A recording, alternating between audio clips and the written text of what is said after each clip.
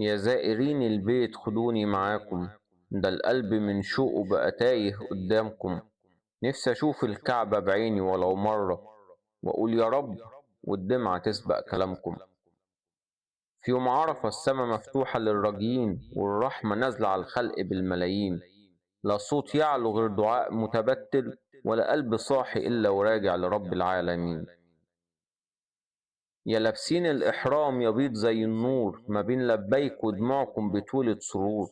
خطوة ورا خطوة والروح بتسبقكم، كأنكم ماشيين على درب من الحور. العيد جه والكون كله تهليل، والتكبير يحيي القلب العليل. الله أكبر، ترج الدنيا بخشوع، وترد فينا الروح بعد التعب الطويل.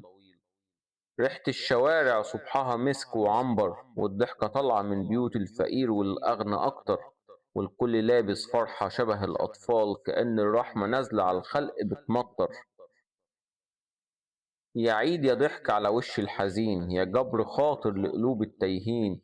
فيك القلوب تتصافى من وجعها، ويبقى السلام ساكن ما بين الحاجبين. والأم تدعي لولادها قدام سجادتها، والأب يخبي دمعته وسط فرحتها. واللمة حوالين الأكل والضحك والدفى، تحس إن الجنة لمست حتة من بيتها. يا رب ارزقنا زيارة بيتك الحرام، ونطوف حواليه بدموع وسلام. ونشوف جبل عرفات وقت الغروب، والقلب يقول سامحني بكل ندم.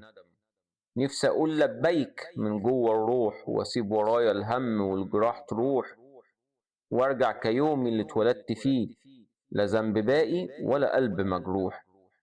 ده العيد مش لبس جديد ولا زينة، العيد روح بتقوم بعد السكينة. العيد سجدة بدمعة صادقة، ودعوة طالعة لله بيقين وسكينة.